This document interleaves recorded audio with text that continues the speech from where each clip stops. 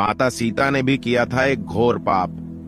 रामायण की कथा तो सभी ने सुनी या पढ़ी होगी, जिसमें श्री राम और माता सीता के जीवन से जुड़े पहलुओं को दिखाया गया है।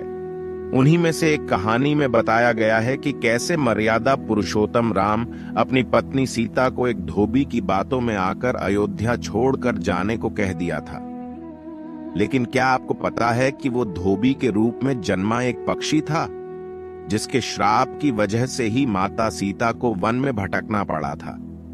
जी हां, आपने सही सुना, माता सीता को श्राप मिला था।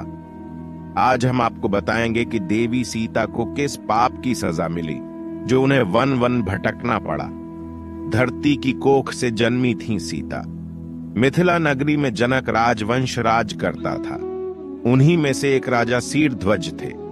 एक बार यज्ञ के लिए वो जमीन जोत रहे थे। उसी समय वहां से एक छोटी कन्या निकलती है। इस सुंदर कन्या को देखकर राजा को बहुत खुशी हुई। उन्होंने उस कन्या को अपनी पुत्री बना लिया। उसका नाम सीता रखा। एक दिन सीता अपनी सहेलियों के साथ बगीचे में खेल रही थी। वहां उन्हें एक तोते का जोड़ा दिखाई दिया, जो बहुत ही खूबसूरत था। वे दोनों पक्षी एक पर्वत की चोटी पर बैठकर बातें कर रहे थे। पृथ्वी पर श्री राम नाम से विख्यात एक बड़े सुंदर राजा होंगे। उनकी महारानी का नाम सीता होगा। श्री राम सीता के साथ कई वर्षों तक राज्य करेंगी।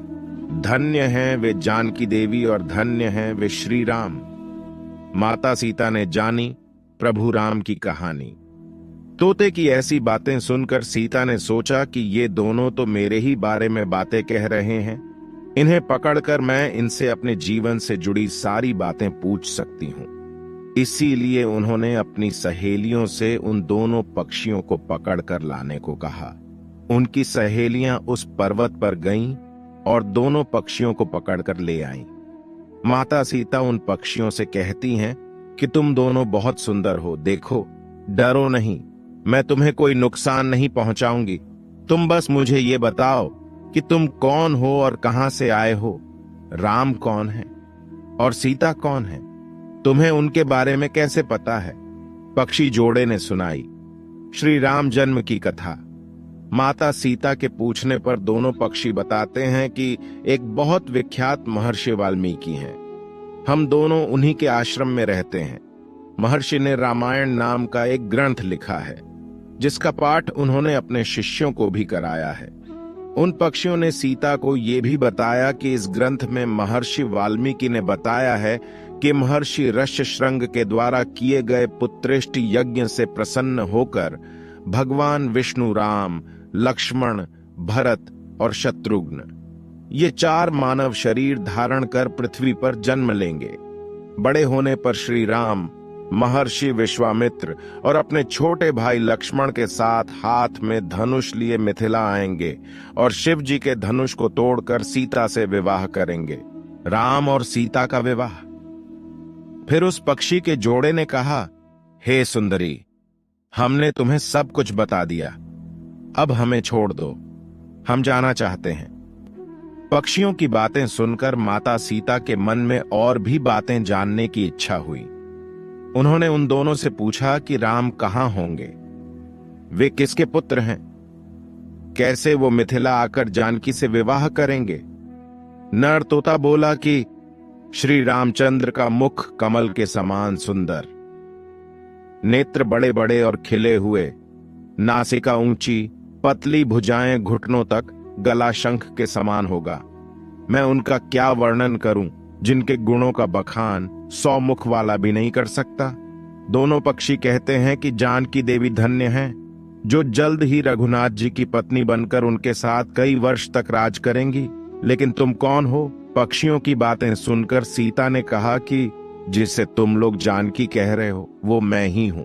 नर तोते की विनती। माता सीता उन्हें कहती हैं कि मैं तुम दोनों को तभी छोड़ूंगी जब श्री राम यहां आकर मुझसे विवाह करेंगे, तब तक तुम दोनों आराम से मेरे घर में रह सकते हो। ये सुनकर मादा तोता जानकी से कहती कि हम वन के पक्षी हैं, हमें घर में सुख नहीं मिलेगा। मैं गर्भवती हूं, मुझे जाने दो, मैं अपने स्थान पर जाकर बच्चे पैदा करूंगी। आप चाहें तो उसके बाद फिर से यहां आ जाऊंगी। उसके कहने पर भी सीता जी ने उसे नहीं छोड़ा। तब उसके पति यानी नर तोते ने कहा, सीता, मेरी पत्नी को छोड़ दो, वो गर्भवती है। जब ये बच्चों को जन्म दे देगी तब उसे लेकर मैं फिर तुम्हारे पास आ जाऊंगा। माता सीता को पक्षी जोड़े का श्राप। तब माता सीता ने कहा, तुम आराम से जा सकते हो, लेकिन ये मुझे बहुत पसंद है। तुम घबराओ नहीं, मैं इसकी अच्छे से देखभाल करूंगी। जब सीता ने उस मादा तोते को छोड़ने से मना कर दिया तब वो पक्षी दुखी हो गया। पक्षी दोबारा सीता जी से निवेदन करता है कि मैं अपनी पत्नी के बिना जिंदा नहीं रह सकता, इसलिए इसे छोड़ दो माता सीता। तुम बहुत अच्छी हो, मेरी प्रार्थना मान लो। इस तरह उसने बहुत समझाया, लेकिन सीता ने उसकी पत्नी को नहीं छोड़ा। तब मादा पक्षी ने क्रोध में सीता को श्राप दिया कि अरे, जिस प्रकार तू मुझे इस समय अपने पति से अलग कर रही है, वैसे ही तुझे भी स्वयं गर्भवती की अवस्था में श्री राम से अलग होना पड़ेगा। वन वन भटकती रही माता सीता। कुछ दिन बाद पति से बिछड़ने के दुख में मादा पक्षी के प्राण निकल गए। पत्नी की मौत हो जाने पर नर पक्षी दुखी हो गया। फिर वो सीता जी से बोला कि मैं मनुष्यों से भरी श्री राम की नगरी अयोध्या में जन्म लूंगा। मेरे ही कारण तुम्हें पति के वियोग का दुख उठाना पड़ेगा। ये कहकर वो वहां से उड़ जाता है।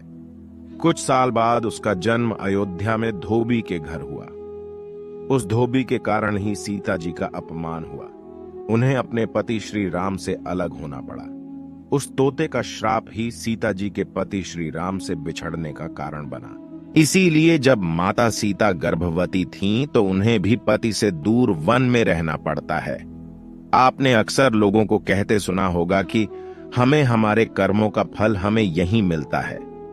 इस कहानी से ये बात सिद्ध भी हो जाती है कि कर्म के फल से कोई भी नहीं बच सकता, फिर चाहे वो भगवान राम हो या सीता। सभी को अपने कर्मों का फल भोगना पड़ता है। तो दोस्तों, आज के इस वीडियो में बस इतना ही।